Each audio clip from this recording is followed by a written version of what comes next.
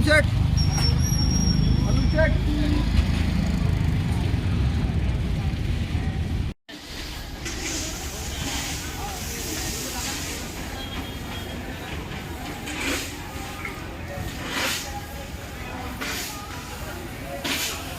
रामनगर राहणार वेगाव खामगाव तालुका। मी मागच्या वर्षी सोयाबीन पेरले होते। सोयाबीन पेरल्याबरोबर जेव्हा फुलं बसत होतं त्यावेळेस पाणी पडल्यामुळे फुल खसलं सोयाबीनचं आणि फुल खसल्यामुळे उत्पन्नात घट येणार असं वाटणार होते। नंतर ज्यावेळेस सोयाबीन हार्वेस्टिंगला आल्यावरही वरच्या पाण्यात निसर्गानं त्याचा गुण दाखवलाच।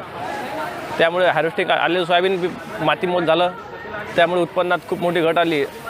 त्या घटीचा आपण आता असं वाटलं की आपण हरभऱ्यामध्ये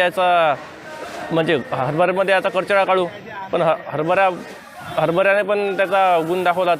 हरभरा पेरला, लगेच पाणी आलं, त्यामुळे हरभऱ्याला रोग लागल्यामुळे हरभरा पतला झाल्यामुळे काय आता असं वाटलं आपण तरी याच्या फवारणीमध्ये याचं कवर करू, पण फवारणी दिल्यावर नंतर हरभरा फुलावर आला, काठ्यावर आल्यावर फुलात असताना परत एक जोरदार 8 दिवसाची झडी लागली पाण्याची झडी लागल्यामुळे काय झालं, हरभऱ्यामध्ये खूप पिवळा पडल्यामुळे ते मर रोग आला।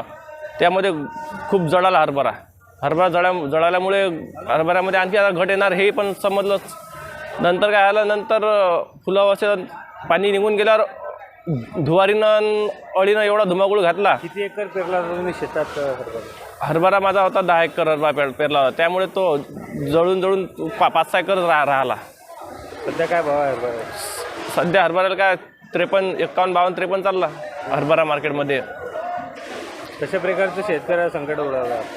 शेतकऱ्यावर संकट म्हणजे दुहेरी संकट म्हणजे आलं। पहिले तर निसर्गाचा संकट आलं पाण्याचं, नंतर अळीनं एवढा धुमाकूळ घातला की पूर्ण गाठे एवढी अळी आली, 2-2, 3-3 फवारे मारून अळी कव्हर नाही होत जाय। नंतर पण आला होता सोयाबीनवर तर येलो मोजॅक आला होता, पण हरभऱ्यावर मर रोग आला होता। त्याच्यामुळे नुकसान झालं, पण हरभऱ्यामध्ये एवढी घट कमी आली की एकरी 2 आणि 3चे झडत्या लागले आम्हाला।